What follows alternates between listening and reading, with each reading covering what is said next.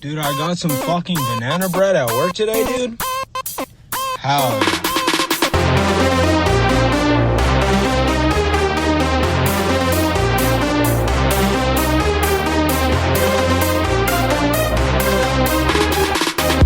Fucking skunks, dude. Hell. So Bill Gates looks like he's dating Courtney Cox. Does that not look like Courtney Cox? Hey, if that's you, nah, because Courtney, sorry, Miss Courtney, she don't look shit like that. You seen her lately? The Courtney real Cox? The real Courtney girl, Cox? she said she don't even remember. She said she don't even remember being on Friends. She was on so many drugs? That's she on drugs. That is not Courtney. That's like a look like she's a better looking version of Courtney Cox. Because Courtney Cox looks like she got her ass whooped by an ugly stick. You seen her? Oh, yeah. I've seen it. Shit, but she's gorgeous. She don't look like that. Courtney Cox is real. How you don't remember a show that made you all that money? I don't remember being on Friends. What did she mean by that? Did she That's that pearlescent cocaine, allegedly. Okay. The cocaine. That's what it was. Think about it. 'Cause how do you forget being somewhere that you all them years? I know. Well, I mean, what was his name? Matthew Perry? Mm-hmm. Really bad on coke the whole time, right? Yeah, allegedly. So, allegedly. Yeah, well, yeah. But like, of course the co-stars, right? Yeah. I mean, why wouldn't they? They had a good pusher man. They had a nice pusher man. Pusher man being a drug dealer? Yeah. They got the great snow on deck, allegedly. Allegedly, they got great snow all day. In Topeka. In Topeka? Wow. Hey, what's up with this? Wait. What? So what's going on with Bill Gates? What's up with his? Oh, yeah. It just looks like this was like a strange ad. Look how happy Bill looks. Bill laughs out courtside with two female companions. Hey, Bill. My name is Grace. If you need a third wheel, I know how to do... I can flip upside down. Yeah. Call me, Bill. Oh, that's going to be me in between him and her. Hell yeah. And I'm like, no, babe. Let me get ready. No, babe. Shut your face, Bill. Daddy Yankee's awesome on the weekend. That's interesting. It comes after his ex-wife Melinda claimed that he had multiple affairs during their 27-year marriage in a bombshell interview on CBS. Who cares? Hilarious. But the billionaire brushed off the controversy as he larked around alongside his friends. Yeah. With Elizabeth putting on particularly animated display from the crowd. They're just friends. He ain't tripping on no hoochie mamas right now. Hump with it, allegedly. Right. Look at it. Look how happy. Look how Bill. Sorry, Melinda.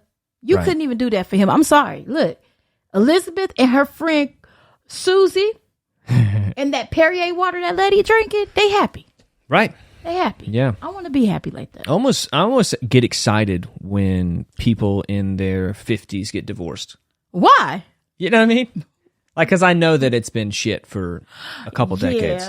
Yeah. You know? Yeah. Because most people just don't take care of a relationship. No. They're like, oh, well, the relationship, I got to keep it. It's shitty. And I guess I'll just bury myself with work, you know? Okay. And then come up with a vaccine, you know? To take out half the world's domination so I can have all the bitches? Yeah. I think that's really what it is. Yeah. God forgive. Because think about, like, why, allegedly, would you do that, Bill? It's all alleged. See, I mean... We ain't trying to get sued, but I mean, why would you do that, Bill? Okay, relationship stuff really quick, right? Right, yeah. And you know, I like asking, I call them demographical questions, like looking in the eyes of a Caucasian person, looking in the eyes of a black person. Yeah. When you saw your grandparents be together 20, 30 years, just in your perspective, what do you think made them stick together? Like, what was like, oh, they're just in love? I'm the worst person to ask because I never met any of my grandfathers. Okay. So I just met one grandma. Uh-huh. But from what I've realized, oh my God, Amanda Bynes. What I've realized is finances. It's cheaper to keep her. Well, it's. I mean, she can't really provide for herself. Back in the day, you know, women couldn't provide for themselves. They've only really had careers in the last few decades, right? So it's so that's it. Yeah, you know what I mean. Yeah. Well, what do you think? And then obviously, like societal pressures of like never getting a divorce. Yeah, and on top of that, the considering divorce this sin that will damn you to hell. I mean that too. Yeah, that's like that in the black church and black religion as well. Another thing is, like my family, all them kids. Yeah. Everybody on both sides of my family, like my dad, there was 11 of them. Okay. There's 20 of us. And my mom's side, there was like 7. Right. So when you had all these kids, what was you gonna go like, hey, how you doing? Praise God. These are all 8 of my kids. Joshua, Yahweh, Jesus Christ, and Ezekiel. My dad, I left their daddy. I need a new daddy. Like, right. You know, I mean, divorce. It's because relationships nowadays, I'm looking at all this dating. Yeah. And does it lead to marriage? I don't think so. Not anymore. Does it lead to like a healthy marriage? No, I don't think so. Not lately. And you think it's like the dating style, like the way that people date? Yeah, and it's like because when I look at people that live in the Midwest, anybody outside California, I promise, most of them have degrees or good jobs. They live their life a little bit, and if they're in a relationship, to me, it's like it's nurtured and it does somewhat lead to marriage. Yeah. Here on the West Coast, I don't know anybody that's wanting to get married. Everybody's more, if this doesn't work, we're going to live together for a minute. I'm going to get you pregnant and then I'm going to leave and then pay child support. That's how I see it. I don't have like friends that are like, oh my God, I'm planning a wedding. Right. I don't mean to be like that. I was just looking at how the demographic of marriage is nowadays. Well, I think your financial status is like a huge factor in even considering marriage, because I was so against marriage for so many years because of where I was financially. Yes. I didn't have anything. So it's like, what am I doing getting married? Yeah. If the end goal is to have a kid, how am I going to support a kid? I can barely support me. Yeah, that's true. And now I'm marrying someone. I've got to make sure that it works, meaning, whatever financial means necessary to keep her happy. Yeah, because like a marriage is like it's a financial contract. Let me ask you some questions. Could you see me with 10 kids? Yeah, you know who you are. Tell you the story. Could you see me? No, I could see you taking care of children because of who you are. Yeah, I mean, I can see that. So yeah, I could see that. Funny thing, I'm I got 10 kids. Man, look, I'm 37. I don't have not one kid. I raised a lot of kids. Right. Yeah. So when you dating, like talking about the dating thing. Oh yeah. So this one person was like, we were talking about, health stuff. I'm like, hey, I'm gonna go get on that good old pill just in case we have a slip up. Mm-hmm. And he was like, yeah, I got this super stuff, and every time my girlfriends were on that pill, they all got pregnant. I said, well, what the hell? I was being fun, like, what you think I'm really gonna shit you out 10 kids? Because he's the type of person he gonna keep going. He don't care. He does not care. He going like a rabbit. I said, if I did get intimate with you, I'm not shitting out no 10 kids. He was like, we might have 10 kids. I'm like, who gonna take care of these 10 kids? Right. You'll be selling a whole lot of crack or something because I'm not taking care of 10 kids, dude. Yeah. But he adamant about 10 kids. I said, well, you won't be getting them from me. Wow. Me with 10 kids. 10 kids. Anybody with 10 kids. Me, especially me.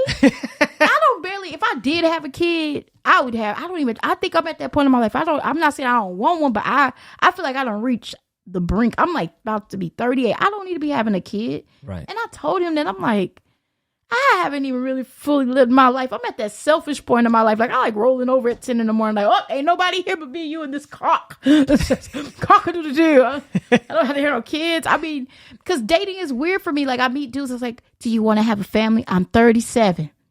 I ain't thinking about no kids. Because I meet a lot of dudes that's like, you don't have any kids? Great, let's have a kid. Why can't we go travel and make some money? Right. You didn't ask me, do I want to buy a laundromat? Let's start off with that. Would you like to go in business with me? Why would you want to shit out a kid? Why can't we go half on a business and make some money? It's like... I love how your only idea of having a kid is shitting it out. Shitting you are, because I call this shitting it out because it's technically what you're doing. You break your pelvis bone sometimes. Sometimes fecal matter comes out. You're just shitting out a kid. It's not like... That's true. Because you're just pushing something out. And sometimes you just rip that vaginal wall to your anus.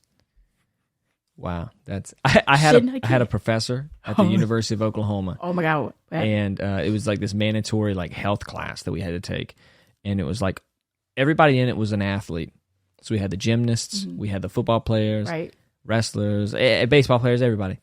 And the professor, all she did was talk to us about her pregnancies and how each time she ripped her vaginal wall.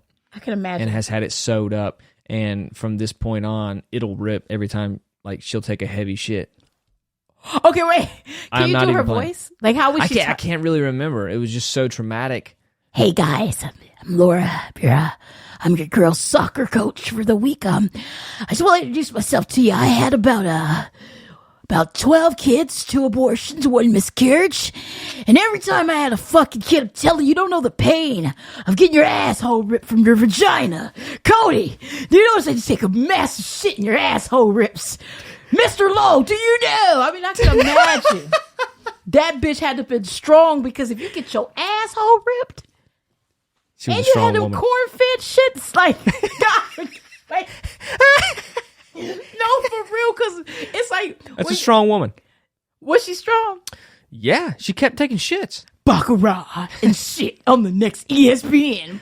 I could see somebody on their phone playing Baccarat and taking the shit, but her, it's like coaches, all the female coaches I ever did with, they were some strong women. Yeah. You know, one sounded like she was the Marlboro Man. She just had that deep voice. You guys, I mean, we got to get that championship next Thursday. Like Ken Kniff from Connecticut type voice, you know? Yeah. Taking a massive shit. In a world. All of a sudden, she became the movie trailer guy. Right. When you're not doing Pilates and getting ready for your wrestling championship on the next Oprah. Like, I mean. Oh, my God. What was it like in Oklahoma when you were like going to college there and trying to being the wrestler that you were? Like, what was it like? Was it fun? You know what? I liked it. I liked the town. That was like the first time I'd been in like a college town. And there was like something really cool about a college town. But then I started noticing that people stayed in the town. They would graduate and then stay there. Wait, what? Just because they loved, you know, they had like memories of going to this place and that place. And so like they would try to stay around the university because, you know, in some cities, right, you have a university and it's a good city. It's a affluent city. You've got a lot of people, a lot of networking that can go on while you're there. Right, that was smart. So if you do that, then it makes sense for you to stay. Well, what would you do for them? I mean, if y'all all if I would have been, oh my God, if I would have been out there, I'd probably just gotten into landscaping. I mean, you would have wasted over $200,000 in loans to be a landscaper. Yeah, probably. You know what? I was going to school for film in Oklahoma. Oh, that's it's a very wise decision. But that was the best decision because you could do anything. Like, let's say if you ever have an opportunity to do porn, you could be the best porn man. Like, look, I've thought about cut putting that grass, girl. I said, cut the grass, Mary. I've thought about putting my filmmaking chops to work as a porn producer. I would like to see that. Yeah. I've thought about it, but I'd have to be. I'd also have to be an acting coach for these performers. But let's be honest, it's not that believable. Really? You ever get mad? Yeah. Okay. I can imagine in a porn scene. Well, you just interviews with porn stars, and you're just like, let me see if I can try. Let's see. Go ahead. Let's get an interview. So today, I've got one of my favorite guests we've ever had on the podcast. You'll know her. You'll know her from Backdoor Schoolgirls 9. Yeah. And then also On My Face 7. Woo. And then her latest film that she completed this during the shutdown was Stick It In Me, Every Jab You Have. This is the first one. They're planning on a sequel, and without any further delay, Grace Hale. Hi.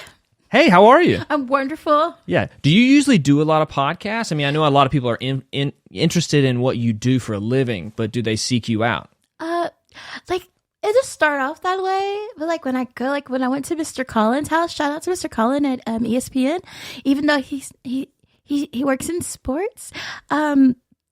It never leads that way. Like it always goes like another direction. Oh, what does Colin usually we go talk into? about backdoor stuff. Oh, okay. Yes. So he kind of like tells you about what his kinks are and his fantasies. Yeah, like he likes like sometimes he likes me to dress up like a cowgirl and beat him with a dog chain. Oh, okay. Is that something that you usually get from clients? I mean, if we're only supposed to do a podcast, why am I beating you with a chain? I forgot. Yeah, I was into the fantasy already. Yeah. I forgot about the whole But podcast it's like setup. I never get a chance to do it. No. Do you ever feel like you're taken advantage of? No. Okay.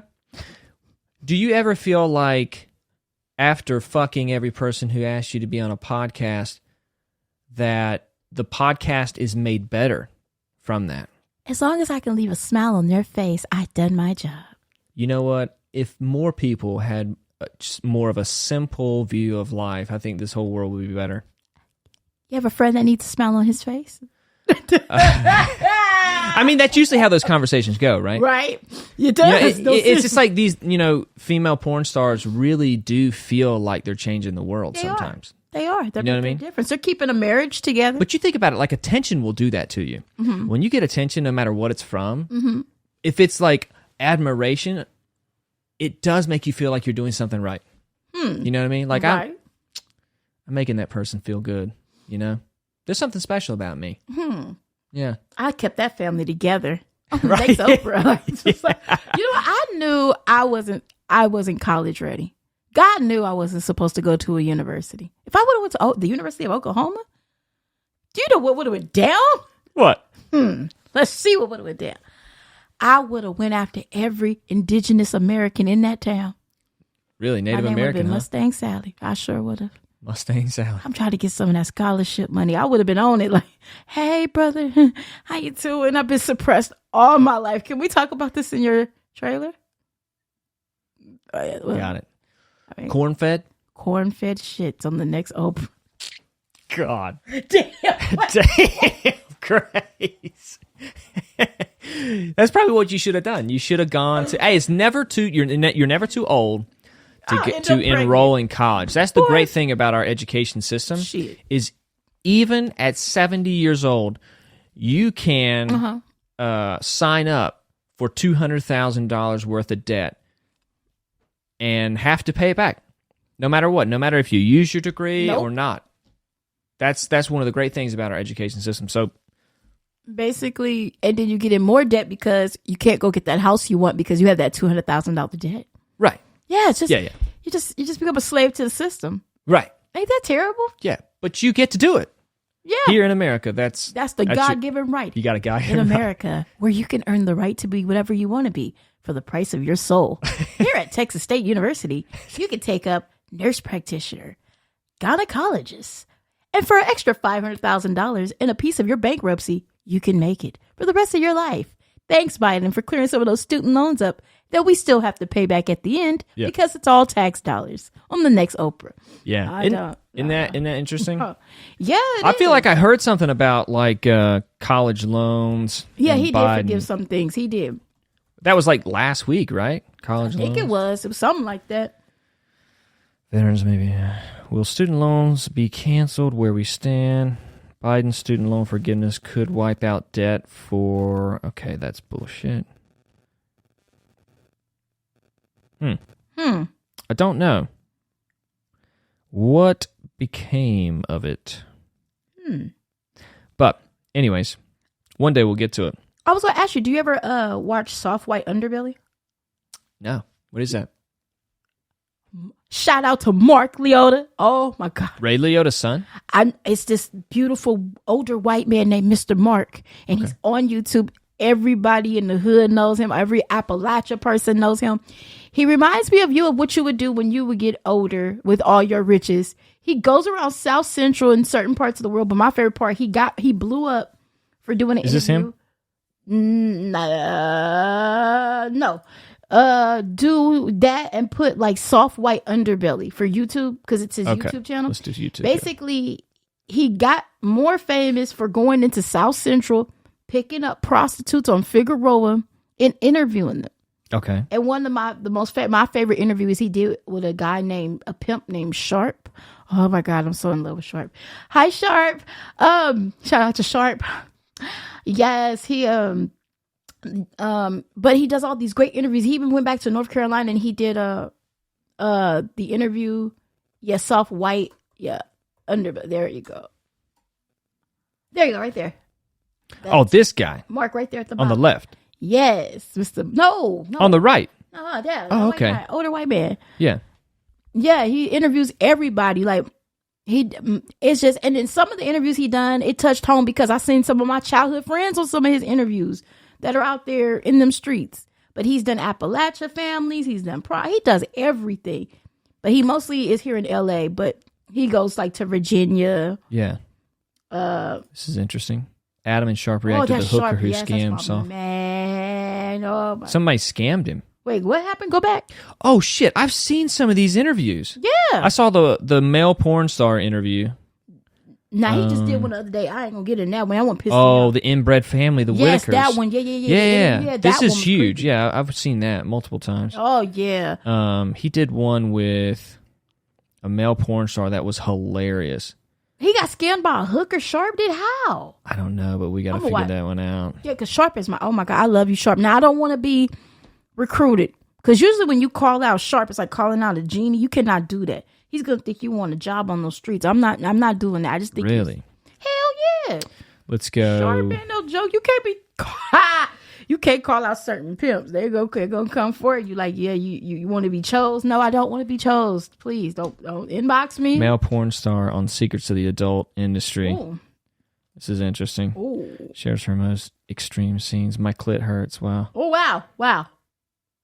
What the hell was That's me. Porn director reveals secrets of the adult industry. That is you. That's why I said yes. Sandra took The that secrets.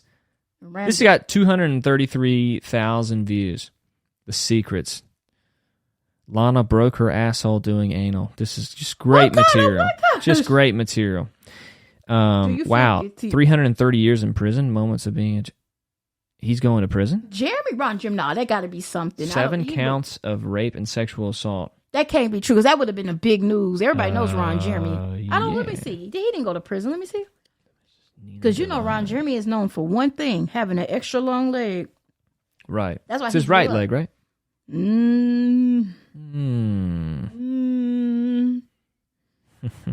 was the first black man to be a black man before there was a myth of black men.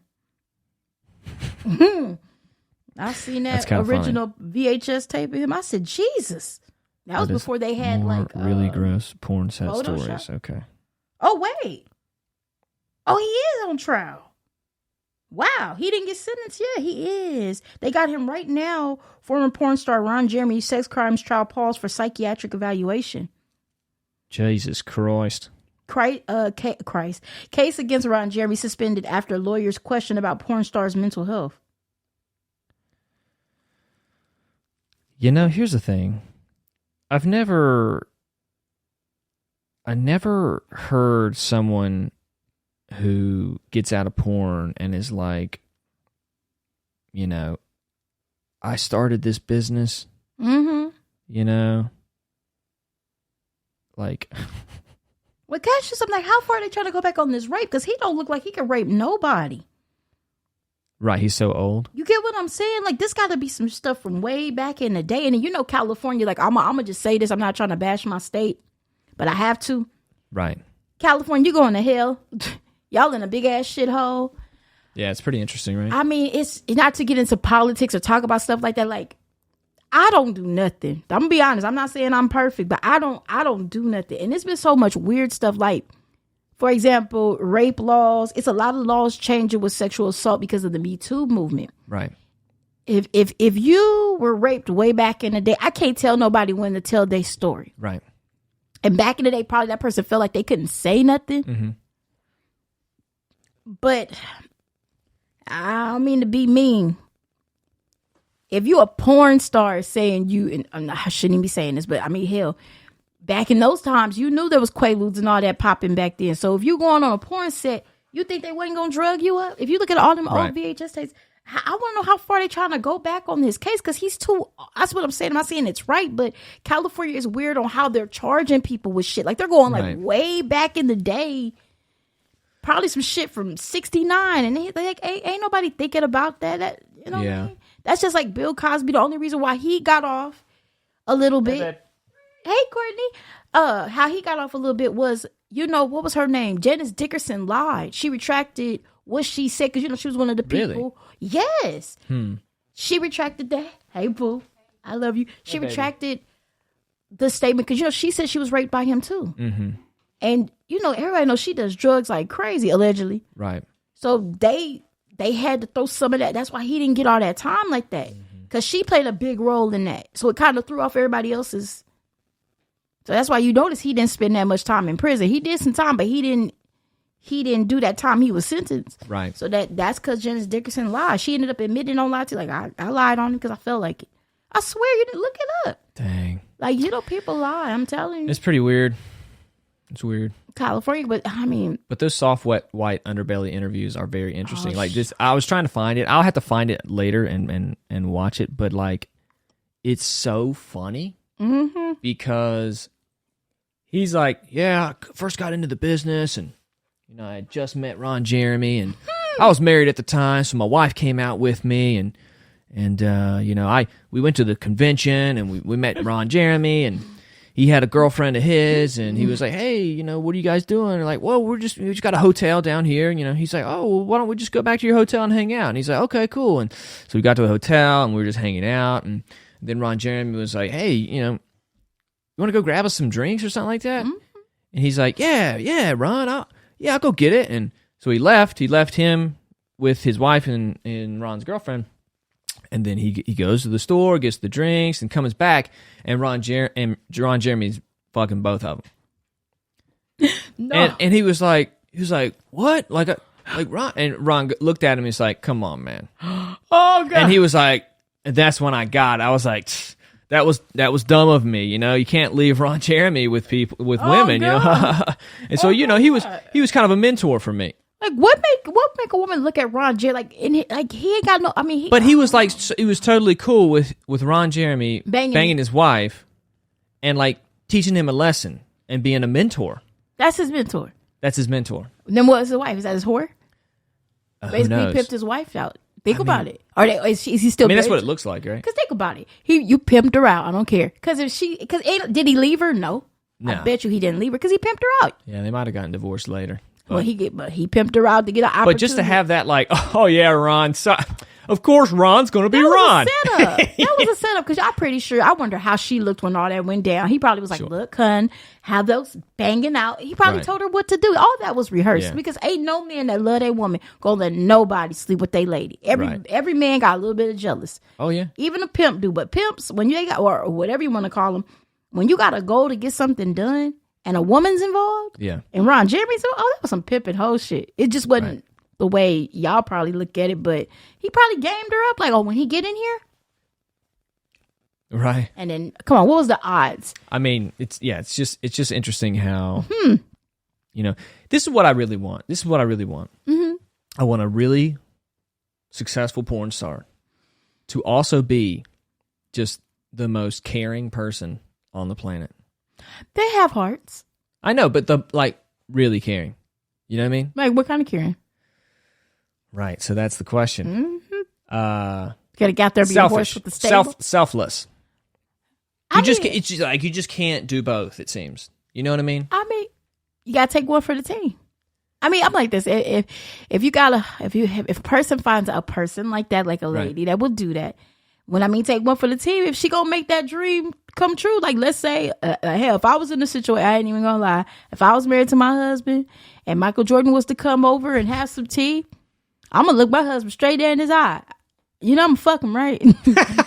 God, I'm getting pregnant by him, possibly. Just taking one for the team. I'll stay married to you. Just that's an opportunity. That's an opportunity. Ron Jeremy, he knew that was an opportunity. For sure. What ain't no woman looking at? I don't look at Ron Jeremy. Nobody. There ain't no woman. It could be with her right frame of mind. Is just saying when he comes over, I'm gonna bang Ron fucking Jeremy.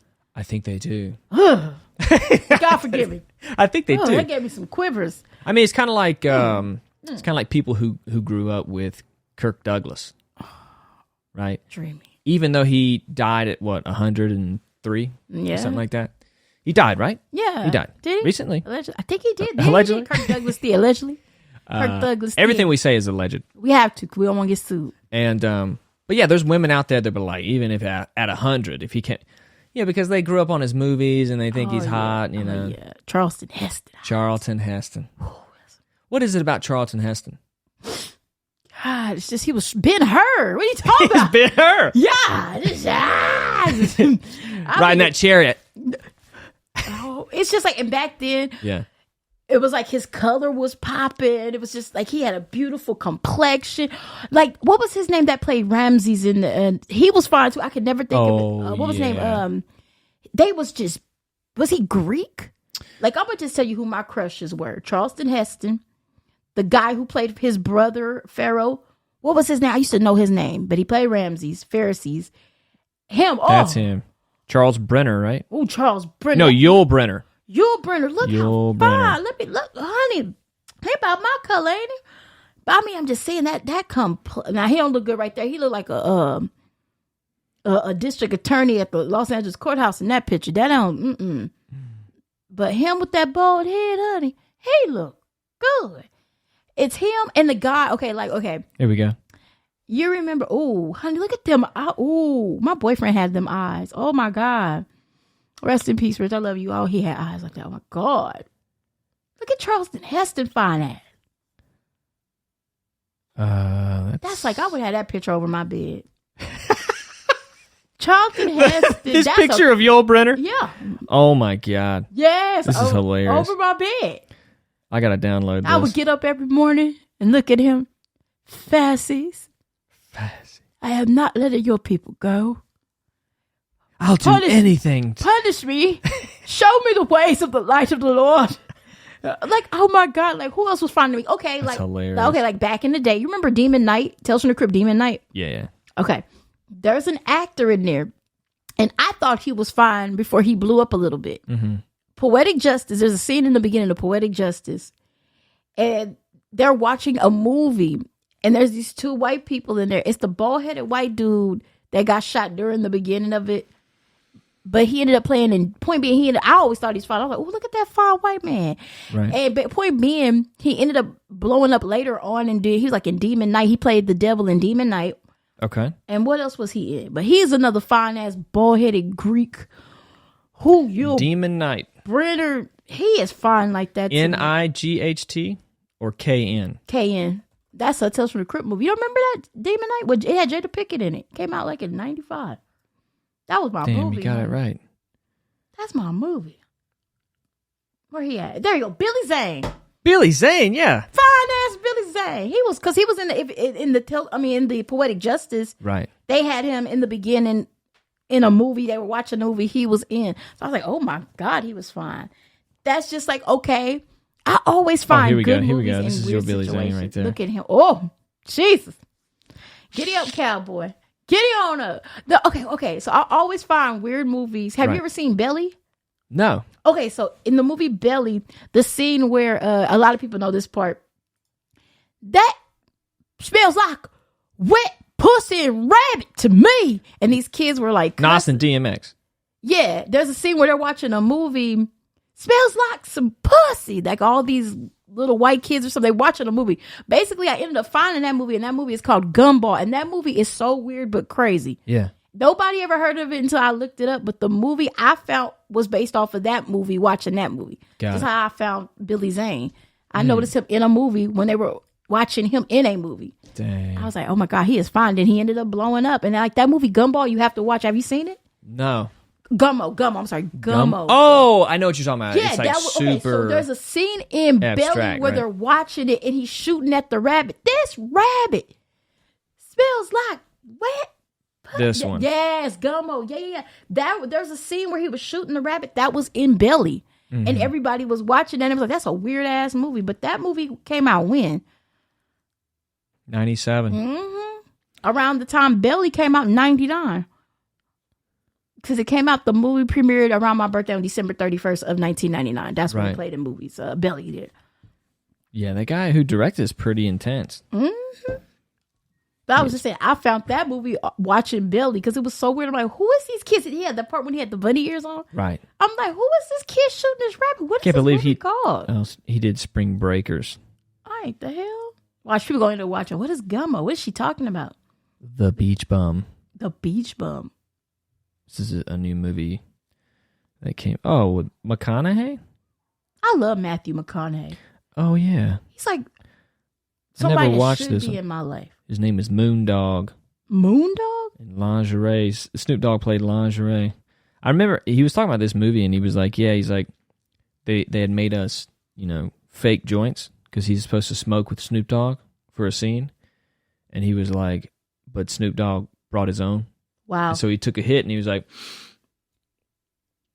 wow. He's like, is this really? And he just looks at Snoop Dogg, and Snoop's like, yeah. He's like, okay, yeah, of course. Wait. Like, why would it not be a real joint? So Martin's in it, and he's playing Captain Whack. What is this, like a... I don't know what this movie's about. I want to watch it. Let's see here. The Beach Bum. When did it come out? A rebellious stoner named Moondog lives life by his own rules. Why don't we just live podcast us watching we have to do Beach that. Bum? I would be pissed. And this came out in 2019. Why is this not talked about? Let's watch the trailer here. Let me see. It's probably going to be a good movie. It's always like that. Oh, shit. Beach Bum.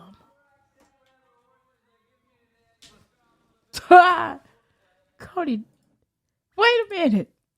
If you didn't have your life together, that looked like that could have been something you did. No, Yeah, for sure. Like, I feel like that's where I'm moving. no. But people underestimate people that look like him. He probably got more money than anybody. The Beach Bums? Yeah. Hell yeah, them be having bread. Because they say they were Listen. on a yacht. Listen.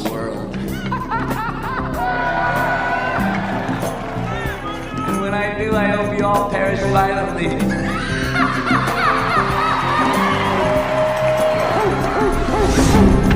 Is that Moondog? Moondog. Man, you look like shit. I look like I always look. You have pissed away your talent on women and booze and... Now you're talking. That's what feeds the juices up here in my nugget, man. I get all these things going. I start to hear music. The world's reverberating back and forth, and I hit the frequency. And I start to dance to it, and my fingers get moving. I'm spinning all over the place. And the words come out.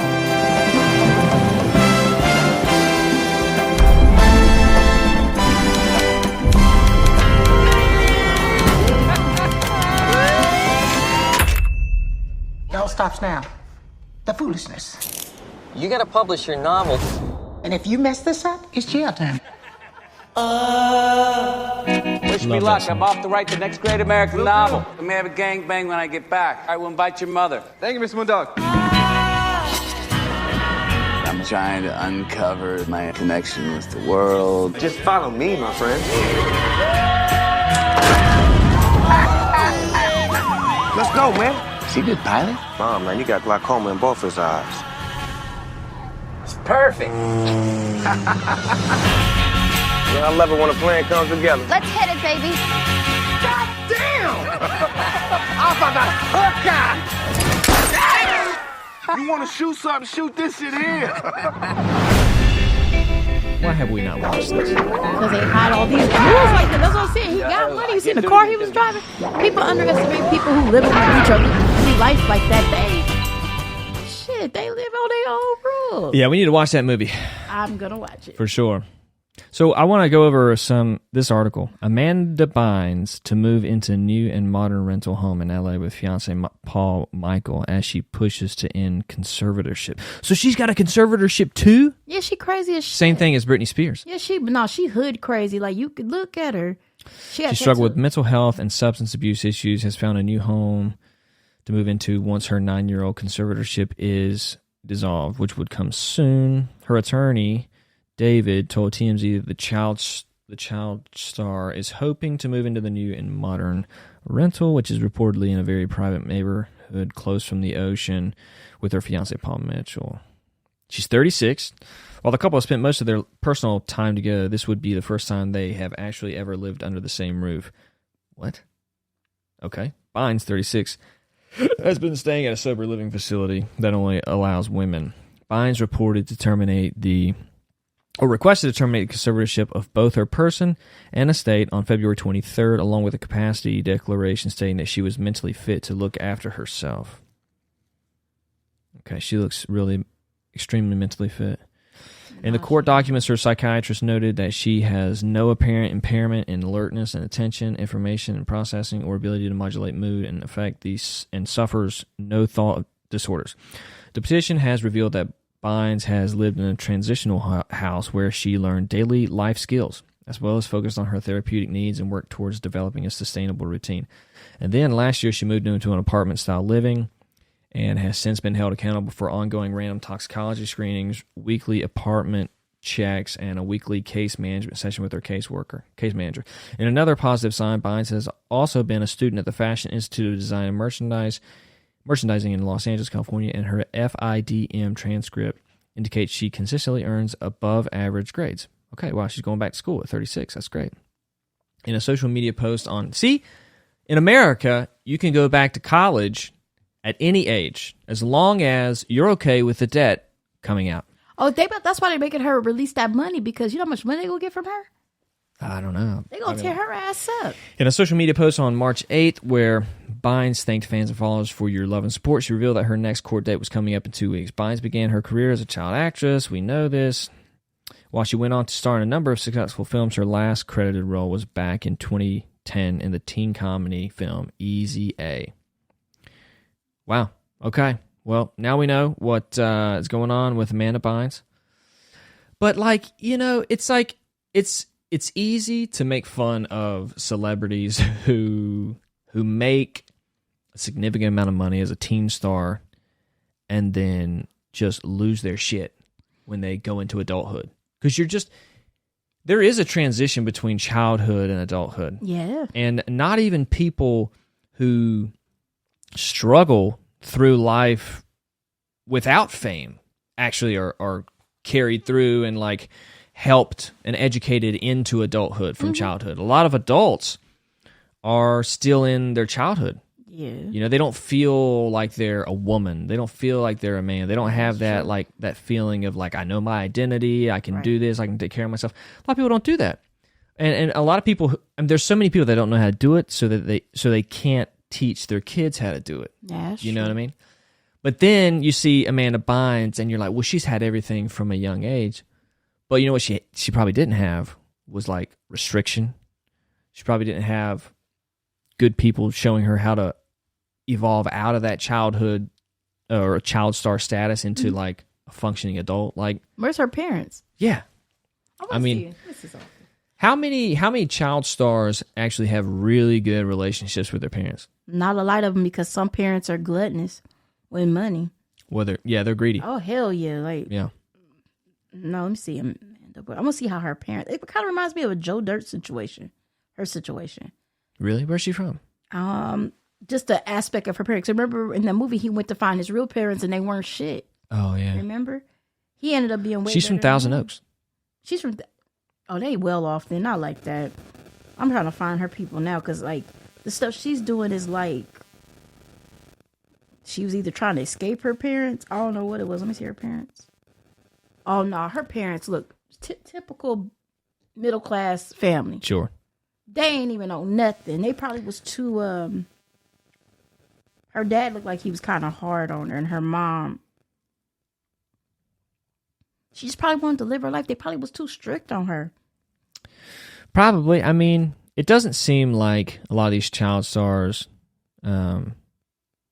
have good relationships with their parents once they make money. Because it's the parents see the money that they're making, and they're like... I feel like it just changes the parent. Changes them, turns them into somebody that they shouldn't turn into, but it's very hard not to turn into that. You see your kid and you're like, hey, you've got the rest of your life to enjoy it. Just work as much as you can while you're young, making millions of dollars on Nickelodeon, and pay for our house. Yeah. Set us up. Right. And you kind of stop looking at your child as your child, and then just like a cash cow. Yeah, like Macaulay Culkin. But he married Brenda Song and they have a baby. He married a woman, which is confusing to me, because every interview that you see of him, he's very effeminate. right? Mm-hmm. It's a fascinating world now, right? Oh, I mean, Brenda Song got with him for reasons, and he got with her for reasons. Right. Do you feel like that's more of a public display? More like they don't love each other. Do you think that's like a Michael Jackson, Priscilla Presley? No, that was a tax Lisa move. Marie. Lisa Marie. Right? Sorry. That was a tax move. That's why he got with her. Yeah. I'm not saying Lisa Marie was broke. I'll tell you one thing. That kiss though, that was I cringe. intense. I cringe at that kiss. I mean, let's just watch it together. Or maybe they was free. Maybe she. No, I ain't gonna say that. Maybe she freaky. Michael Jackson, Lisa Marie. Oh, give me that kiss, baby. Oh, here we go. That was a practice. Let me see. That was we had not practiced for this one. No. And they walk out. This is the MTV Video Music Awards, the opening to the awards, 1994. Michael Jackson's dressed in like his bad uniform, right? Is this bad? A little bit of bad? No? Yeah, bad. Yeah. Bad.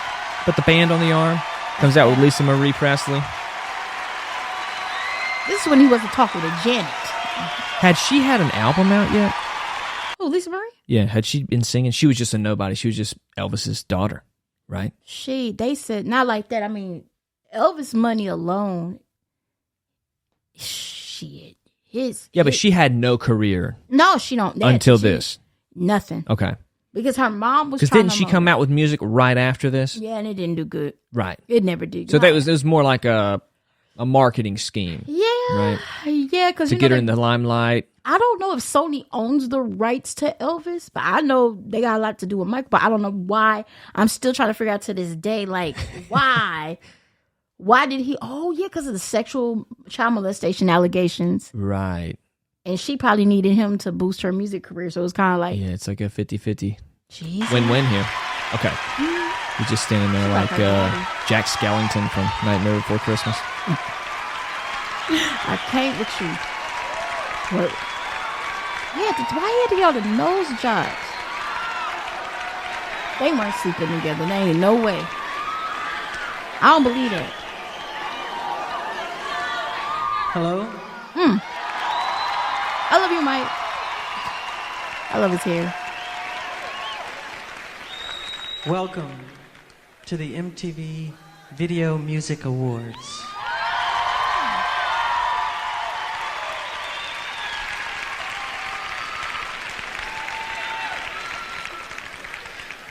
I'm very happy to be here. And just think, nobody thought this would last. She's like, yeah, it's not going. Oh my no, God. no. They just went in on it.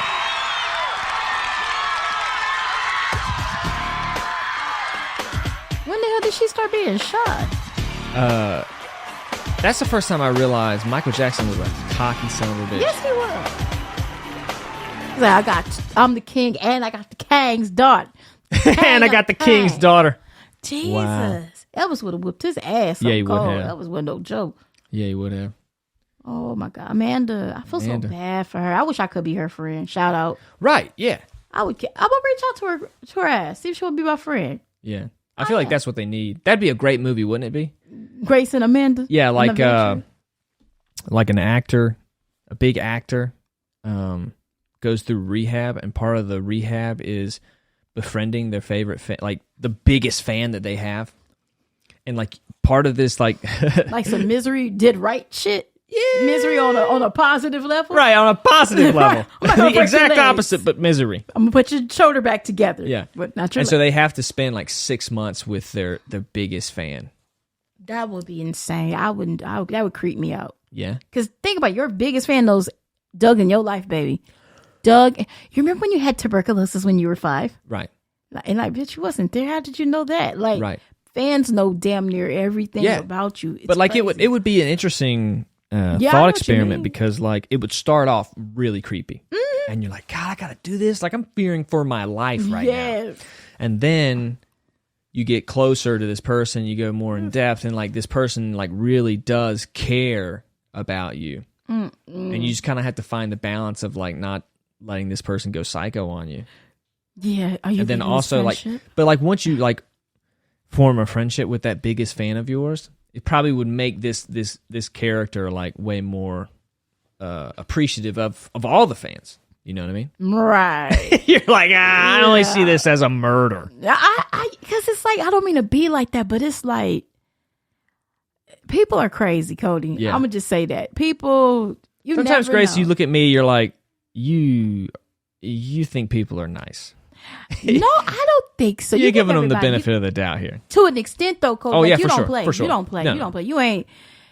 You ain't somebody to play with. Like, I'm not saying like not like that. It's like you can love everybody, but you'll know like probably within that first hour of talking to that person if they crazy, if they have a scheme, if they lying. That's what I love about you. Like, you peep shit quick. Some people they ass be so dumb they'll be with a person not knowing they hiding buddies under their house. Like, Right. You can't trust everybody. Oh yeah, You know what I mean? Everybody. I feel like if anybody's in your face, always try to see if there's an angle first. yeah, You know what I mean? for sure. Yeah, I was like, how you know that about my dog? How you know I had a dog named Rufus? I don't know.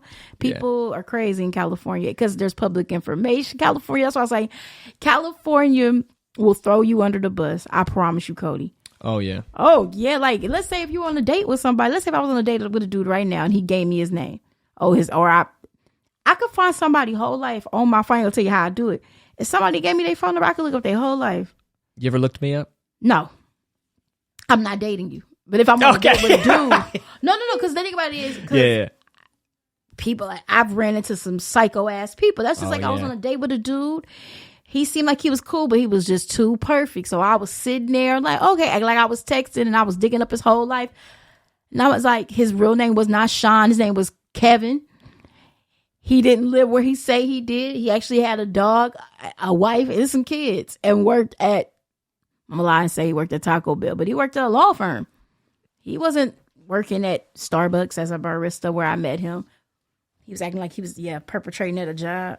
He was perpetrating. I guess he saw me coming from somewhere and act like he was working there. What do you mean perpetrating? He had a friend that worked there, and I guess, because I love Starbucks. I used to go in Starbucks every day at this certain location, and he was perpetrating like he was working there when he would see, I guess he knew my routine.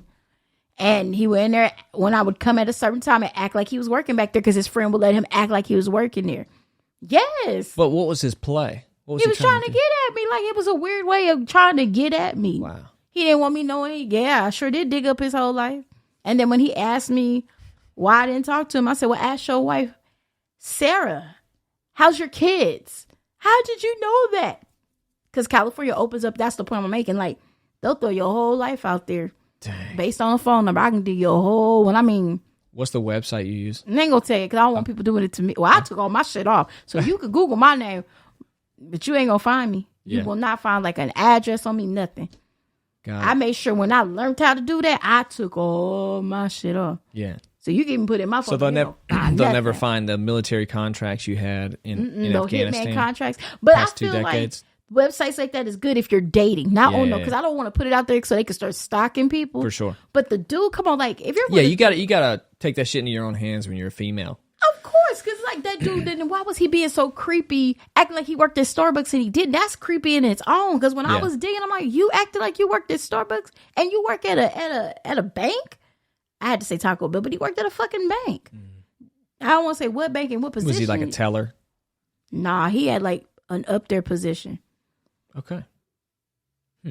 I'll tell you about that off thing, but I was that's just like, interesting. I had to do that. I'm like, if I wouldn't have did that, think about, I would probably would have been in a whole bunch of mess. Oh yeah. You know what I'm saying? Ruining a marriage. Yeah, you don't want to do that go again. open up a bank account at a certain bank because Rufus done did some shit. It's Yeah. like, Grace, let me ask you a question. yeah, you can ask me anything. Go ahead. If you could write a movie, what's the movie that you would write? What's like a story that's not been told that when you watch movies you're like, man, they tried but they didn't really nail it. You want me to remake a movie or me make a movie of my own? All right, let's go with remake first, and then we'll go to what would you'd make your own.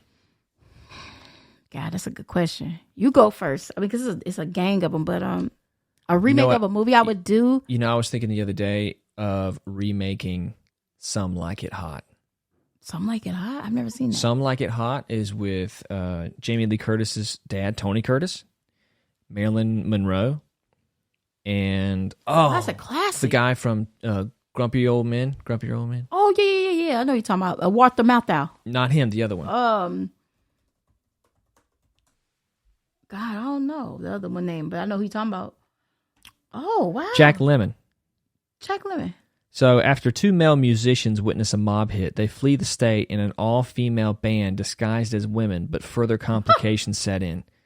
So they fall in love with Marilyn Monroe. Uh-oh. Because she's a singer and they're trying to, they stay in drag the whole movie. I feel like that would be such a funny movie to remake. Actually, that's a good idea because it fits our times, too. Yeah, exactly. Yeah, damn, you put thought into this one. I really did. Oh, my God. You threw me off with that one.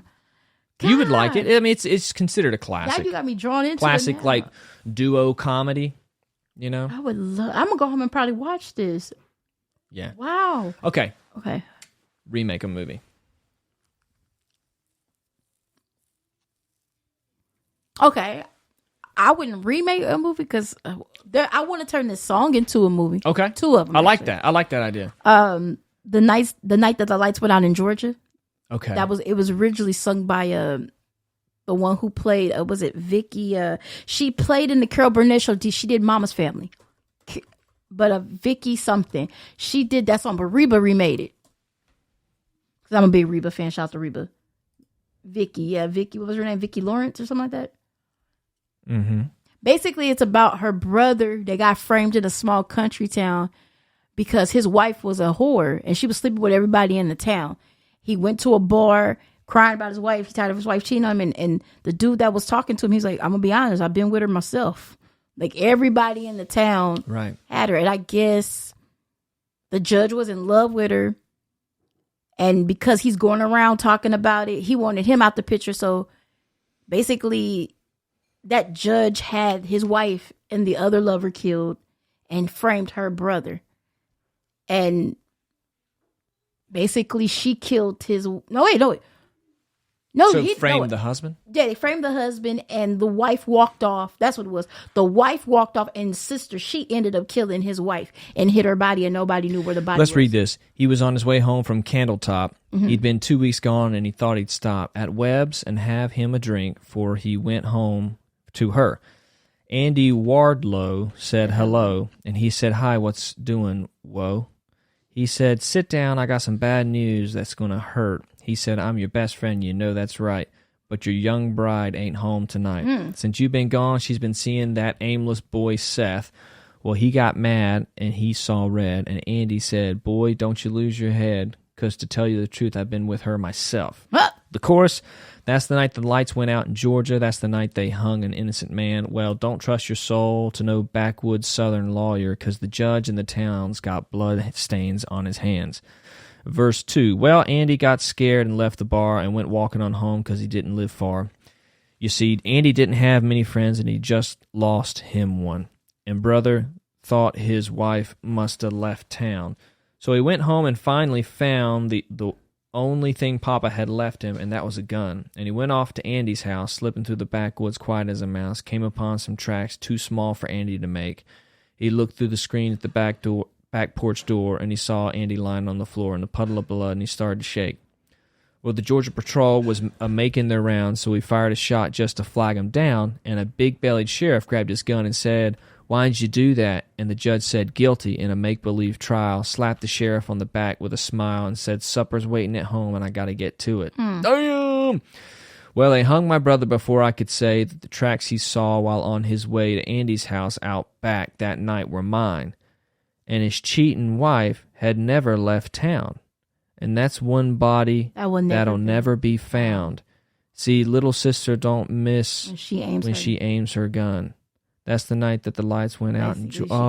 So she killed him for her brother. Mm-hmm. Oh, I got goosebumps. Oh, man. Mm-hmm. Damn. And then... So that makes sense. It's like when you seek vengeance, it's you harm innocent people in the process. And then what made me get the idea when Reba made the video. Okay. She did it from when she was young till she's old, telling the story. Because she wanted to basically tell the lawyer she was the one who did it. But it was so... They didn't even charge her. Dang. You get what I'm saying? That's what gave me the idea. Like, why nobody made this a movie? Like, yeah, this is a great movie. Like, okay, why don't we just write this right now? Yeah, that's a movie I would do. And The Devil Went Down to Georgia. Yeah. I would do that because it's based, I felt like it was based around, because I guess they changed the lyrics based off of Robert Johnson, because I grew up on the folklore of Robert Johnson because I'm from Arkansas. The blues singer, the Delta blues singer, Robert Johnson. Right, who sold his soul at the Crossroads. Yeah, so I would do a movie of that. Because everybody they didn't never make a real... That would be so good. Yeah, like those two. Oh my God. So I would do it based off of songs that ain't nobody, like nobody... Dude. Grace, we should put our heads together and write this story, because like right now I feel like that would be awesome. Oh, hell like yeah. a black person. All right, think about this. A black person. Robert Johnson. What was this? Born in 1911. Died at, he was May 29. 8th. Yeah. Died at 29. He was poisoned. Okay, so that's around that year where the, He only did 28 Heath tracks. Ledger, Amy Winehouse, Lucky 20 or something. Kurt 20, Cobain, yeah. right? Janis Joplin. No, not Janis Joplin. Yeah, she was like around that. Was it her or was it somebody else? It was Janis Joplin. So anyways, check this out. Nobody's going to steal this idea because nobody watched this podcast, but here it is. Yes. How you know nobody watched 27. He was 27. Yeah. 1911 to 1938. Okay, so here, check this out.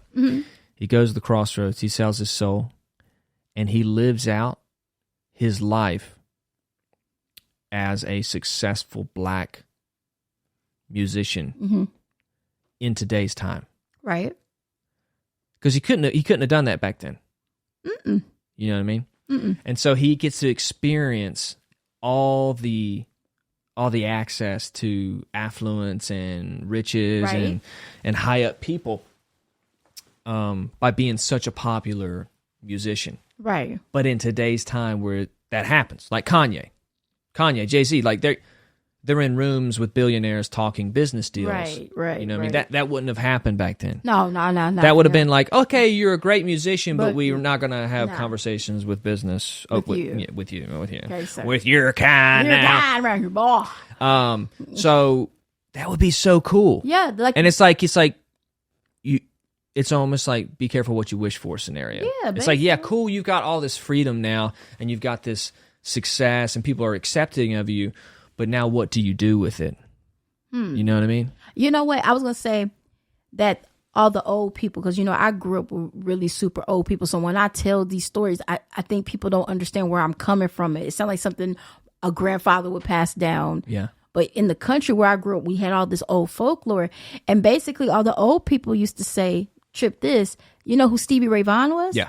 Basically, his spirit, they try to say jumped into Stevie Ray Vaughan because, he ended up dying in a helicopter crash. Right. But if you pay attention to his style of music, he mimicked a little bit of Robert Johnson and a little bit of B.B. King. And who was the other dude? He used to always riff with basically... White guy? It was a black dude that was his mentor. I forgot his name. Who, Stevie Ray Vaughan? Yeah, something Collins. Because if you look at the early 80s when he's sitting with this old black dude that was a blues singer, he taught him basically how to play, like do all the riffs and stuff. But I think the dude's name was Collins, I forgot. But he basically was showing him back in the day, like how to play and all that stuff. But wait.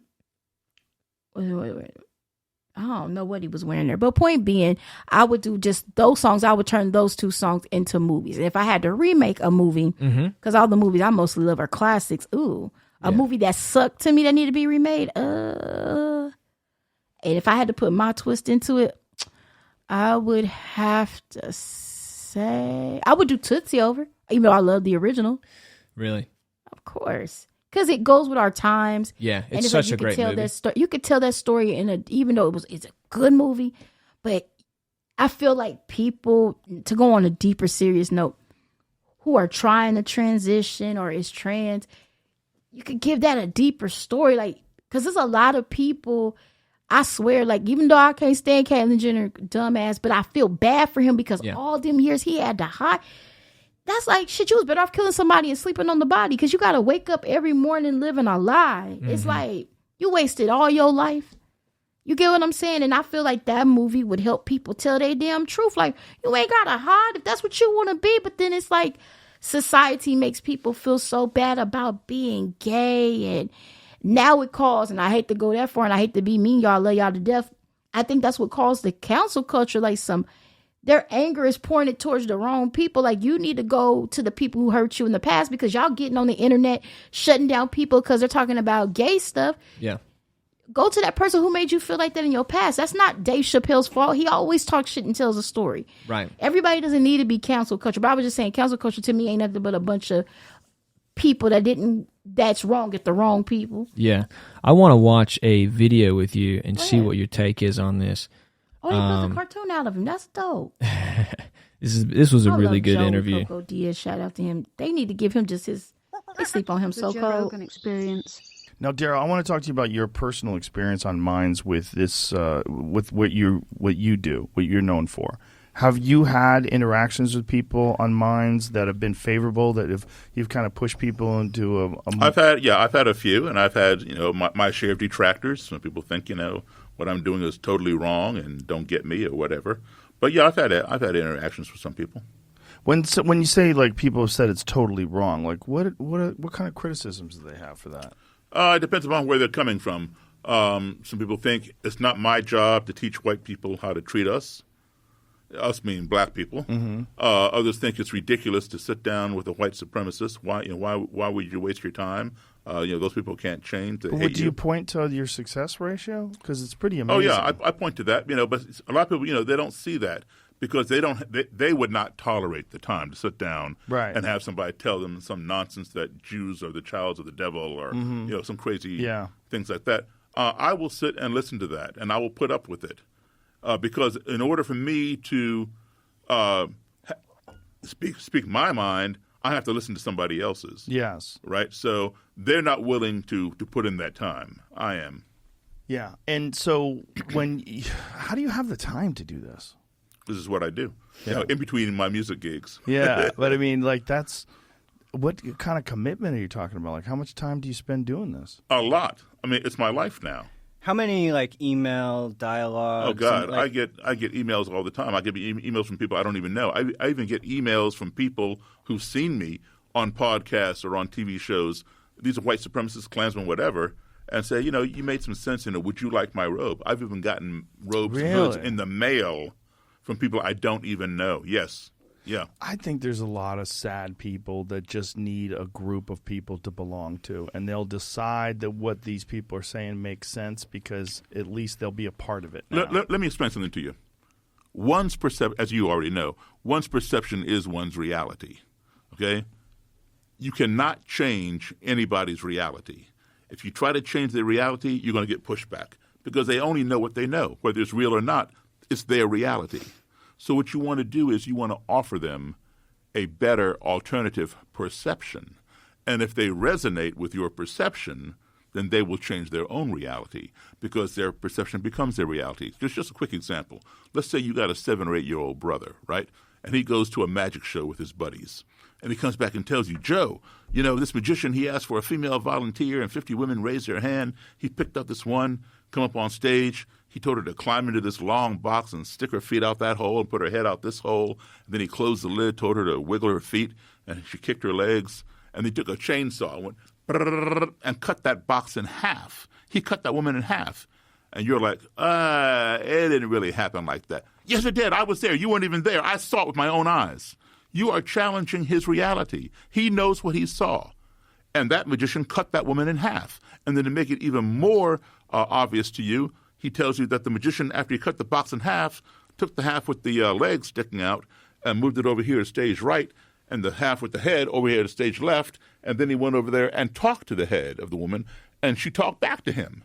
And then he brought the two halves back together, opened the box, and out popped the woman full form, no blood. He cut her in half, and he put it back together. And you're saying, it was just an illusion. No, it wasn't. I saw it with my own eyes. I was there. You weren't even there. So, you're attacking his reality. He's going to resist. He's going to fight you. All right? So what you do is you offer him a better perception. You say, hey, listen, I hear what you're saying, but could it be possible that just maybe out of those 50 women that raised their hands and he picked one, maybe she works for him? Maybe he planted her in the audience. She knows the trick. She travels to every show around the country with him. And when she gets in the box, there's a pair of mannequin legs laying on the floor of the box that are wearing the same stockings and same shoes that she has on. She picks them up, shoves them out the hole. When he says, move your feet, she just shakes those things. And then she brings her own legs up under her chest. So her whole body is on that half of the box. So the saw doesn't even touch her. And obviously, when he separates the two halves, the feet are over there. Now she can't move them. So he has to distract your attention by going over here. So you're not looking at those feet. And he's talking to the head, and she's talking back. Of course, when he brings them back together, she pulls the dummy legs, leaves them on the floor of the box. She climbs out. And then your brother says, I guess that would be the only way that would work. You've offered him a better perception, and that perception then becomes his reality. So don't attack somebody's reality, regardless of what it is, even if you know it to be false. Give them a better perception and allow them to resonate with it, because it's always better when somebody comes to the conclusion, I've been wrong, maybe this is something I need to think about. Yeah, this will work. It's a perfect... Isn't that a great example? It is. People are so... especially nowadays, both sides politically, but also religiously, like atheists and theists. Yes. People who are like science, and then people who are like, religion. Mm-hmm. Instead of just making fun of each other, just come together. Yeah, let's just talk about it. I mean, now, no one said it's going to be easy. No. But when you get to that point where you want to do that, you can practice it. Right, and the practicing of it makes it form of easier. Art. It makes like a form of art, and then once you kind of got it, what did you say? Like a form of, it's like an art. Yes, it's an art form. It's like it is. That's a gift. Where you know what that is? What is it? That's dialogue. That's literally, Grace. So what we're doing is literally that. It's a dialogue. That's what like philosophy is. That's what Socrates. Oh yeah, that was his whole thing, was dialogue. They all thought he was crazy. They killed him. Well, they had him killed. Yeah, I know. Had him kill himself, right? What color was Socrates? Well, he was Greek, so he was probably olive-skinned. Oh. Yeah. Wow. Yeah. I always thought, because I thought he was like an Italian, like tan. I don't know. Right. I seen different. Yeah, tan, olive skin. Yeah, Italian, Greek style. Oh, like darker skinned. I seen the one picture of him. He fine. Killed that man, but but that man. I mean, I've never seen him before, but listen to him. If he's talking to supremacists, we had this talk last week. How he does. How people at my job would get mad at me. Yeah. Because I was saying stuff that they looked at me like I was crazy. I'm like, how are you going to be about civil rights if you're black like me? Yeah. And say you don't want to see this racism, but you don't understand the cause and effects. Like, okay, the Black Lives Matter movement. Right. I have to bring that up really quick. The reason why I was getting pissed, because I have family that live in the rural South. All my family is not in the city limits. I'm not saying that God knows they not going to do that where they at, because my people don't play. But certain parts of Mississippi, Alabama, they need somebody like that, because when those people in those small towns, Klan got every right to do what they want to do. But to keep certain black people in line to this day, because I didn't see Black Lives Matter movement making sure black people in them small little towns that's going through that type of pressure, were they good? Yeah. It only made those people go through it a little worse because there's no TV coverage. Mm-hmm. So I feel like something like that, what he's doing, would help those people in those small farming communities, because he's making a difference. He's probably going, and you notice they're not saying what parts of the state he's going into, because if you pay attention, we have racism, but you don't see it unless something goes down. We talk who has racism? Like, every place has a bit of racism somewhere. Right, but California, it's not as open as it is in certain parts of Mississippi and Alabama. Right. Yeah. Even in my hometown, I mean, I ain't gonna bring up certain landmarks because I don't want to get sued. But everybody in town know not to go to this certain restaurant. You cannot go to this certain restaurant. You can go to the other restaurant because that's an everybody restaurant. But this one restaurant, they not gonna tell you not to go in there. It's just you just know. Right. Yeah. You know what I'm saying? Those certain towns like that, they'll go mess with those people in that town to make them a little scared, like don't get no ideas because you see that on TV. Right. So you'll start, think about it. They ain't gonna talk about how many houses then got burnt down. That's just like in my town. Yeah, I'm gonna name a city. It's called Snake Island, and it's in a little city called England, Arkansas. Mm-hmm. They burn crosses almost every other day. And the people be down there just picking cotton, looking at a cross burning. Well, we got to get this done. Right. He would be great. I mean, you can't stop them people from burning crosses, but you ain't gonna see no new coverage going down there watching, because they don't talk about that. So it's like, I want you to watch the rest of this. Example of not silencing people's ideas. Would you agree with that statement? Absolutely. Yeah. And let me just give you an example of that. Okay, so I'm interviewing a Klan leader, white supremacist, right? And I asked, how can you hate me? You don't even know me. All you see is this. You come in my room 5 minutes ago, and you've already determined, whatever you determine. Well, Mr. Davis, black people are prone to crime, and that is evidenced by the fact that there are more blacks in prison than white people. Now, I'm just sitting here listening to this guy. He's calling me a criminal, and but he's right. He's 100% right. The data and the statistics show that there are more blacks in prison than white people. So that feeds what he already thinks he knows, the data, right? But he does not go to find out why does that data show that. He doesn't realize there may be an imbalance in our judicial system that send black people to prison for longer periods of time than white people who've committed the same crime. All right, so I just listen to him, right? Because when he walks in that room and he sees me, I'm the enemy. His wall goes up. His ears are like this, He's ready to defend whatever his stance is. So I'm just listening. And then he goes on to say, black people are inherently lazy. They always have their hand out for a freebie. They're always trying to scam the government welfare programs and all that kind of stuff. So now he's called me a criminal. Now he's calling me lazy. And I'm just sitting here listening. I'm not pushing back. And then he says, and black people are born with smaller brains. And the larger the brain, the more capacity for intelligence. The smaller the brain, the lower the IQ. So now I'm being called stupid. Now, he says that this is evidenced by the fact that every year the data shows that black high school students consistently score lower on the SATs than white kids do. Again, he's 100% correct. That does show that. Right? But he doesn't realize why. All right? Where do most black kids in this country go to school? In the inner city.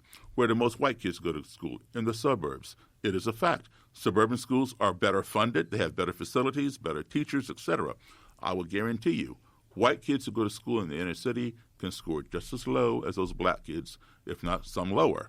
Yeah. Black kids who go to school in the suburbs can score just as high as the white kids, if not higher. It has absolutely nothing to do with the color of the student's skin or the size of the student's brain, but it has everything to do with the educational system in which that child is enrolled. But, of course, he won't go to research that because the data already supports what he already believes, that I'm inferior. So now he's called me all these things. I've already done my research on him. I know this guy sitting across from me just barely made it out of high school. I have a college degree. So do I throw that in his face? No. But because I sat there and listened to him, that wall is coming down. Because you cannot impart information to somebody when the wall is up. It's like hitting a brick wall. Mm-hmm. You want that wall to come down, and then the ears open up. So now he's exhausted all his vitriol, and now he's wondering, how come this black person isn't pushing up against me like most of them do? And he's curious as to what I think about what he just said. So now the wall is down, and he feels compelled to reciprocate because I sat there and listened to him insult me. So now it's my turn. I could go on the offense and say, no, you are the one who's a criminal. You're the one hanging black men from trees and dragging them behind pickup trucks and bombing their churches. And I would be 100% correct because the Klan has over a 100-year history of doing that. But if I did that, that wall would go right back up. So I don't want that to happen. I want to keep the wall down and let him hear what I'm saying. So I say, so rather than go on the offense, I go on the defense. And I say, listen, I hear what you're saying. However, I don't have a criminal record, and I'm as black as anybody you've ever seen. So I don't have a criminal record. I've never been on welfare. As far as my brain size goes, I've never measured the size of my brain, but I'm sure it's the same size as anybody else's. And as far as my SAT scores go, they got me into college. Now, I already know that he doesn't have a college degree. I do. Does it make me a better person than him? No. But it gives me a better experience, right? So I let him know this. He goes home. And he thinks, just like we all do at the end of the day, we reflect on what we did during the day. He thinks, man, I just had a 3-hour conversation with a black guy, when we didn't come to blows. And what that Darryl guy said, it makes sense. Oh, but he's black. But what he said was true. Oh, but he's black. So they're having a cognitive dissonance, right? And they struggle with that for a while. And then they have that dilemma. I got to make up my mind, what am I going to do? So the dilemma is, do I disregard whatever color he is and believe the truth because I know it to be true and change my ideological direction? Or do I consider the color of his skin and continue living a lie? In most cases, people will follow the truth. But then there will be those who don't want to give it the power or the notoriety or whatever, and they will follow the lie. Well, the way you're doing it is brilliant because you're doing it so patiently, and contrary to the way most people handle arguments.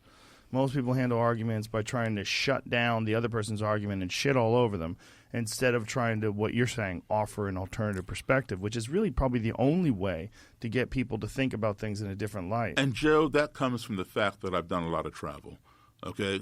I've been exposed to people from all over the world, and we all got along. We all got along. We told a story on the podcast the first time you hear about not even understanding racism until you were a child because you grew up overseas. Right, exactly. And so I saw that. So I saw something that they have not seen. Right. And that's why I want to share that with them vicariously, to let them know. No, it's, every white person in the world is not like every white person in this country. Right. Every black person in the world is not like every black person in this country, there are white people over in France, like in the 1940s and 50s, a lot of black Americans moved to France to live. Some even gave up their U.S. citizenship because the French people were treating them as equals. They didn't see color, and those French people were a lot more white than the white people here in this country who might be mixing something else. So, people need to see. In fact, my favorite quote of all time is by Mark Twain, or otherwise known as Samuel Clemens. It's called the Travel Quote. And Mark Twain said, quote unquote, "Travel is fatal to prejudice, bigotry, and narrow-mindedness, and many of our people need it sorely on these accounts. Broad, wholesome, charitable views of men and things cannot be acquired by vegetating in one little corner of the earth all one's lifetime." That guy was so good. Wasn't he? Yeah. But, like, you can't, that put a smile on my face. Right? You know what I mean? Like, this is the type of conversation that you have to have instead of some Karen out there saying, "Stop being racist. Be anti-racist." It's like, dude, relax. I've never encountered that before. I didn't even know what a Karen was. I don't know if I ever told you that, but yeah, I didn't know what it was. Pull that microphone a little closer. Sorry, I didn't know what a Karen was until all this pandemic stuff. I never encountered a woman like that. I think them women know, not bringing that up, not to run up on me with that shit, but yeah, not like that. But I understand. I feel like the Karens are kind of like thinking that they're saving the world somehow. It's like a sense of importance when they start spouting out, "Don't be racist, be anti-racist." Because it's extreme. Like, I've seen cases with people with their phones. People thought they took their phones. Yeah. I've seen some crazy shit, but point being to what you're saying, you're absolutely right. It has a lot to do with perception, and it has a lot to do with listening and hearing what that person has to say. Because at the end of the day, you can't change anybody's mind, but you could try to alter their perception a little bit to get. It's got to be some understanding. Yeah, if it makes sense. Yeah, of course. And a lot of people don't have that. Yeah, a lot of people don't. They don't. But that's why you and I get along with the people we get along with. I know. Because we're willing to listen. You know what I mean?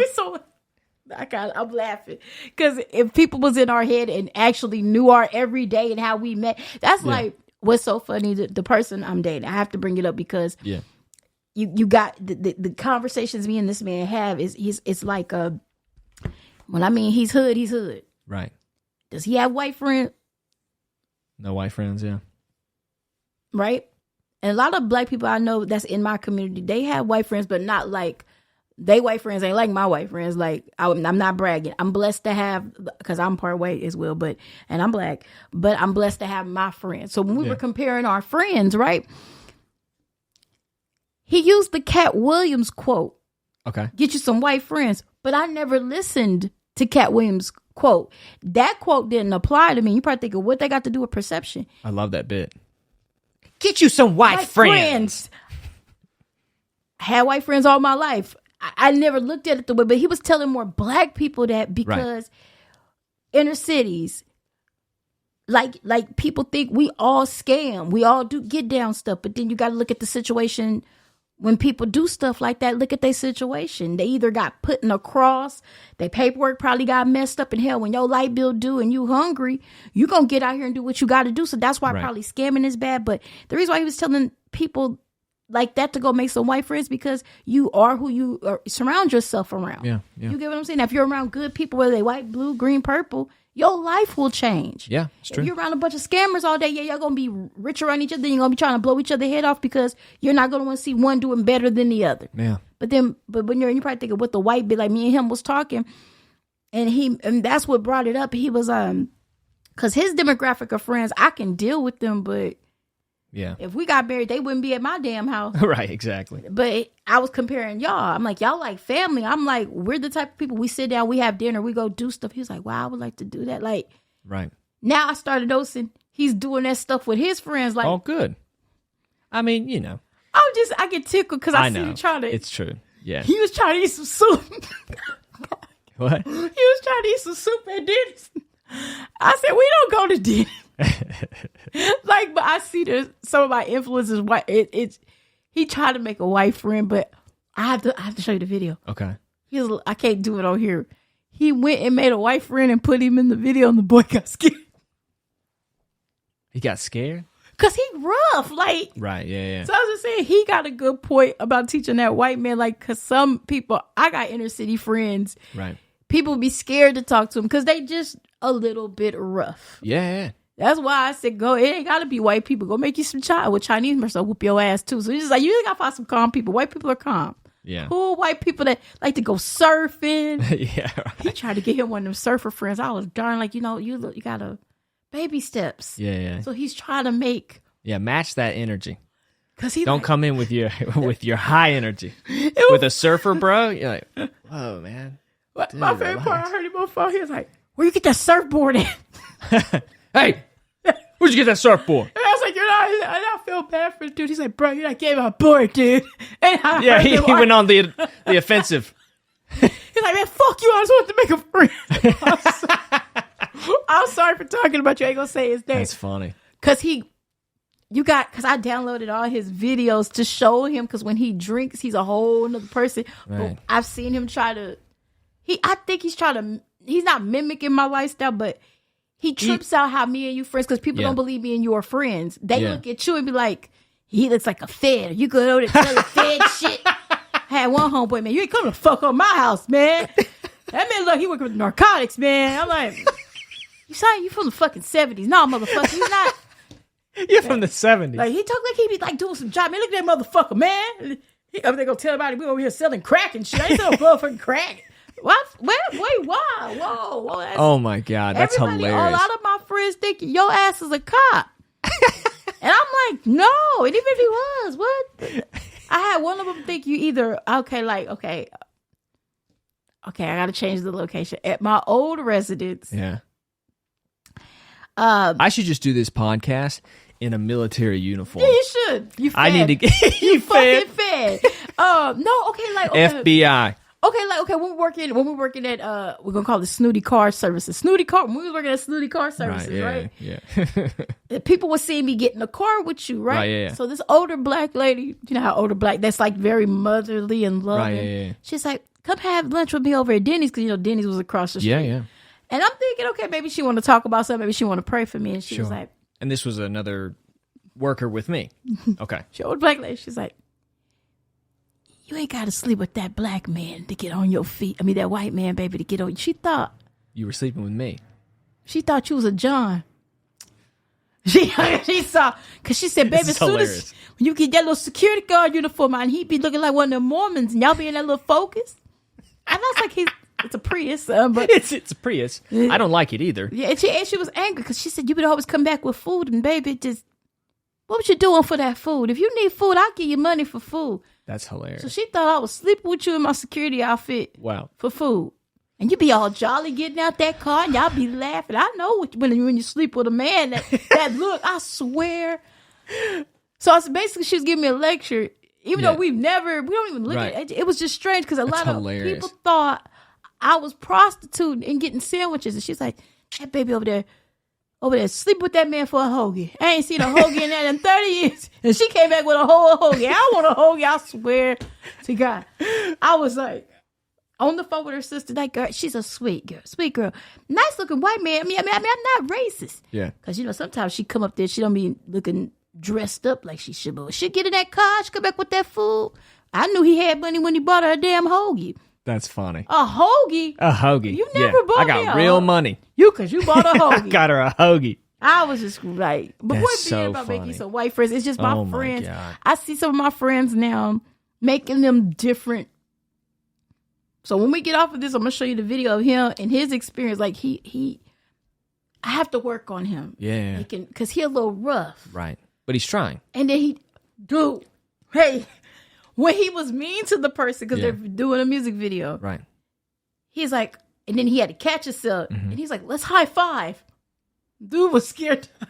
Hey, give me a high five. That's what it got to do with my All right, whatever you want. Take my wallet. The dude was scared. Gives him a credit card immediately. There was a part of the video, he was like, I'm going to sit down for a sec while he was talking. And he was like, why you going to be over there sitting there? I swear. I said, no. No. Because I'm teaching. That's not how you start friendships. Because he saw me, because I was sending a video to Courtney. Yeah. And he was like, where you get them friends at?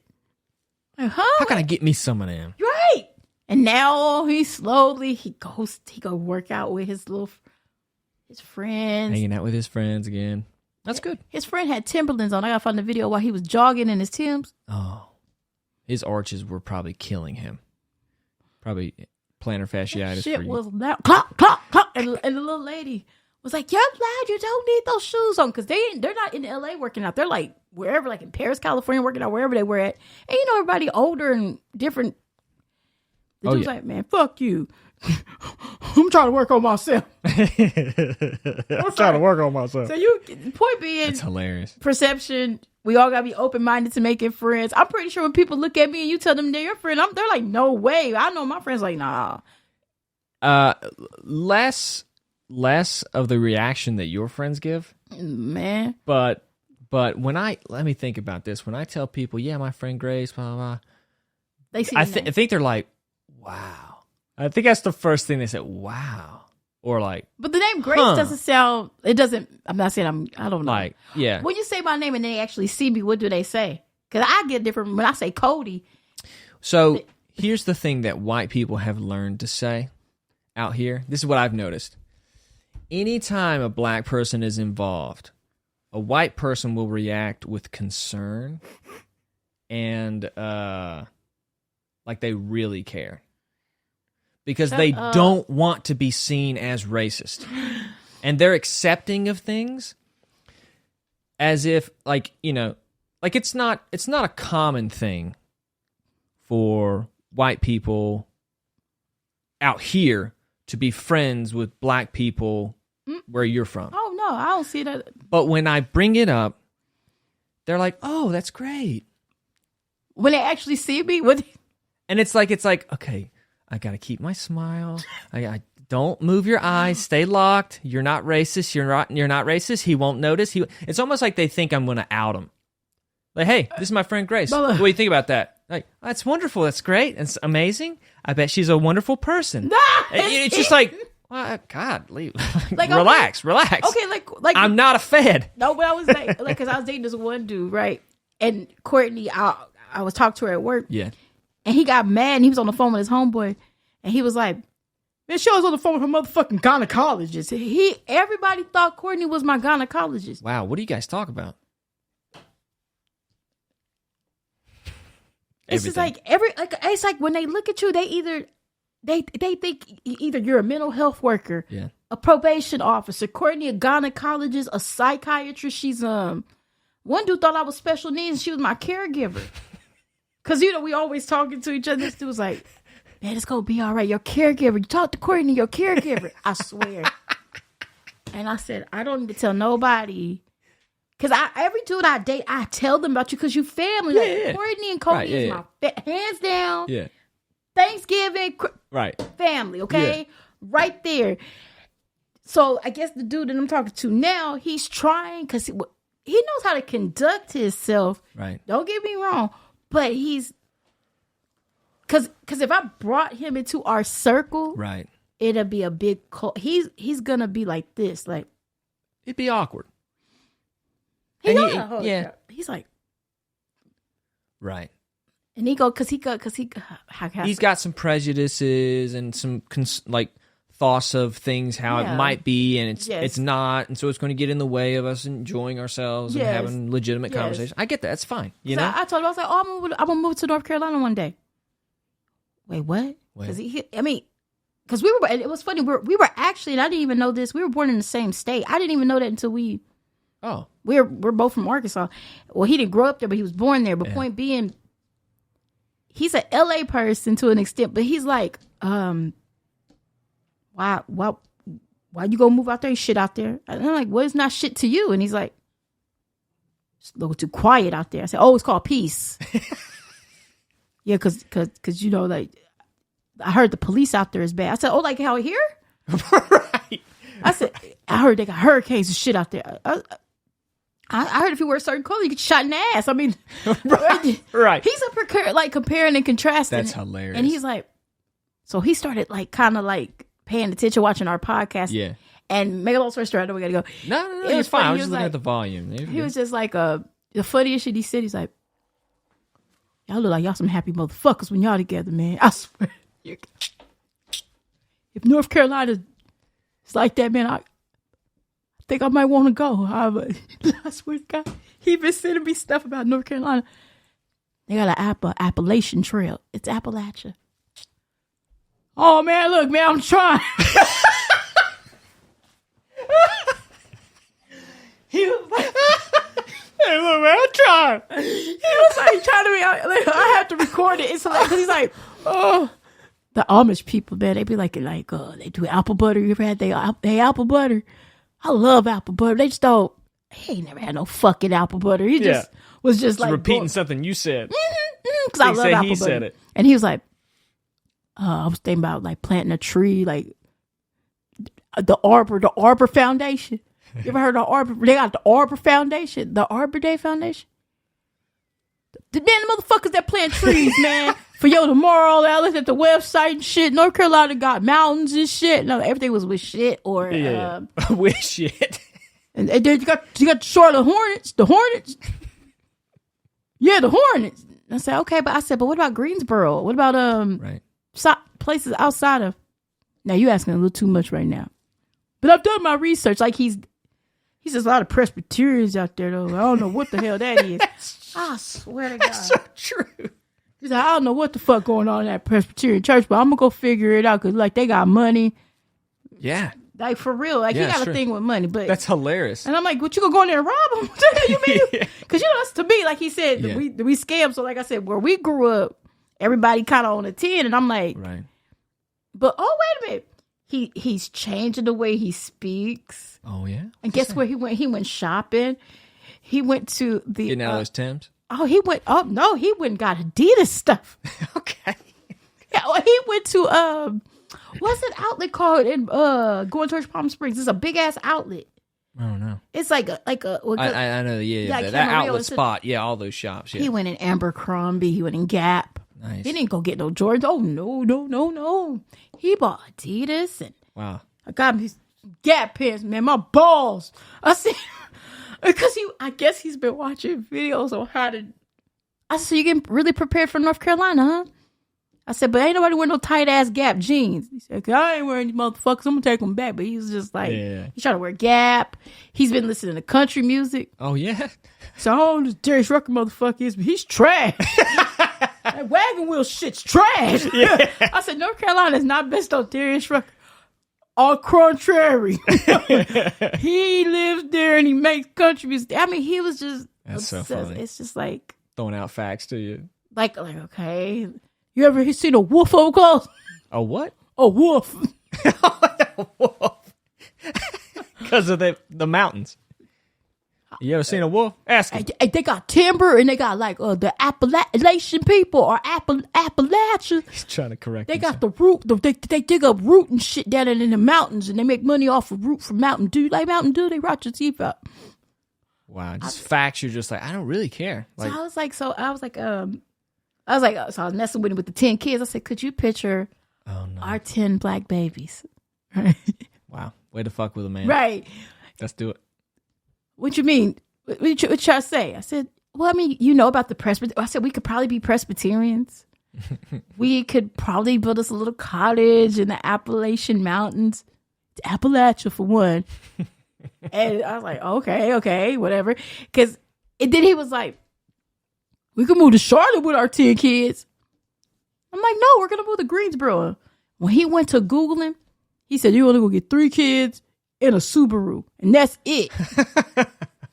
Wow, he's putting stipulations on you now. So why I can't have? Okay, so I said, why can't we? Okay, I said, you said Charlotte. Why we can't move with our 10 kids to Charlotte? Because we're trying to escape that shit, Grace. Charlotte is like L.A., Grace. No. 3 kids, suburban life, and I'm gonna give me a job probably at a bank. I said, wow. I said, what are you gonna do at the bank? Don't kill it, Grace. Just don't. Oh, you trying? He's trying. That's hilarious. That's actually so funny to me. And the fact that everybody thinks I'm a fed. You're a fed? Yeah. Courtney's a gynecologist, a mental health worker, yeah, a special needs education teacher. And you're mentally handicapped. Yes. Profoundly disabled. Profoundly disabled. Profoundly. It was too funny because every time I get in some type of ghetto mess with the county or the government, yeah, I always ask, I'm going to call my social worker Courtney, and as soon as I bust out a picture, they all get their life right. Really? I swear. That's so funny. There's a picture of Courtney, and it's just like, that's authority. I swear I'm going to get it on a locket. Watch, I swear. If shit go wrong, Courtney. Just unbutton that blouse. Hey. Courtney. Right here. Courtney. I ain't going to say her last name. Smith. Courtney's the most typical white name. Yeah. Flatter Snifen hyphen Dyson. Courtney. Gotta give her a Jewish last name. Yeah, I make up a whole background on her. I'm going to say she's a Native American social worker. Watch. Wow. Burning Feather. That's going to be her name. Burning Feather. And I'm going to make up all types of lies when I go to when I go meet up with them people. Actually, I got to go meet up with them crazy people. I think actually either Monday or Wednesday. Nice. So, yeah. We'll get that locket made for you. I am, please. Get the most wholesomest picture you can find, like of her. Like, that's so funny. Hell no. The fucking Cubs? Dude. Hell no. Like getting paid a lot of money, dude. This is a fun one. For fucking working.